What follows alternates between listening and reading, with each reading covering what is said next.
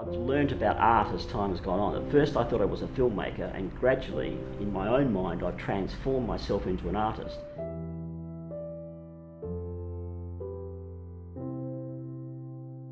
And an artist is completely different to a filmmaker. A filmmaker can do something for money and organise things, and they can remain detached from the process.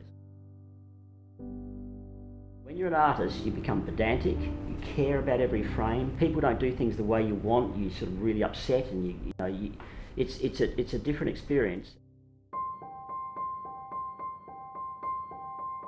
But in terms of joy, art is an extraordinary thing to follow. If you follow your heart and follow your passion, it pays off in so many ways.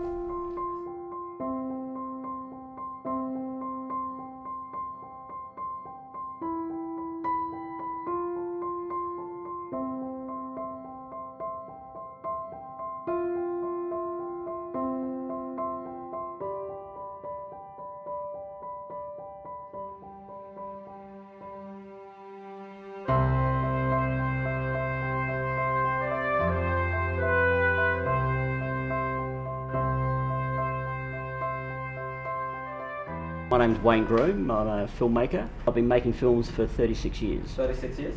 And your latest project was The Cods? Yes, Paris or the Bush, the story of the Cods.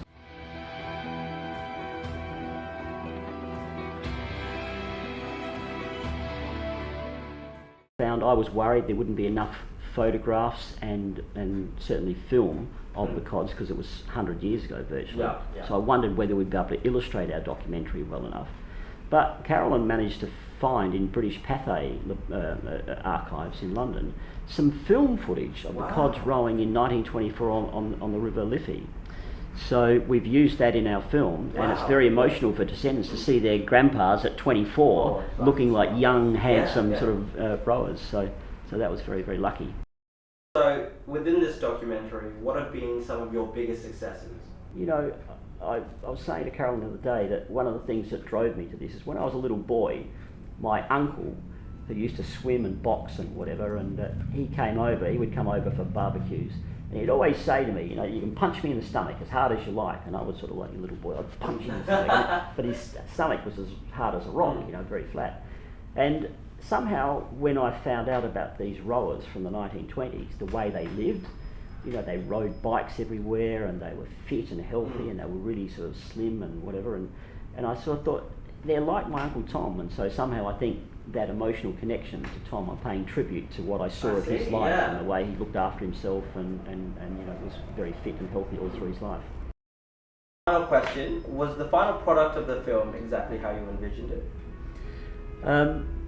You know, most of the time you make films and it comes out 50% or something of what you imagine it to be.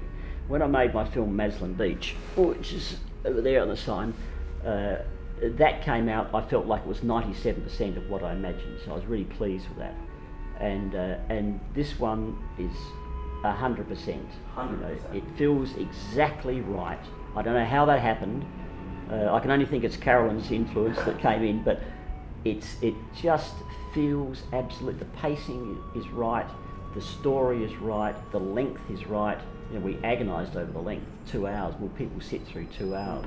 But they do, and they really like it. So, yeah, no, this is one of these rare moments where I feel like I'll be able to watch this film for like 20 or 30 years and still get enjoyment from it.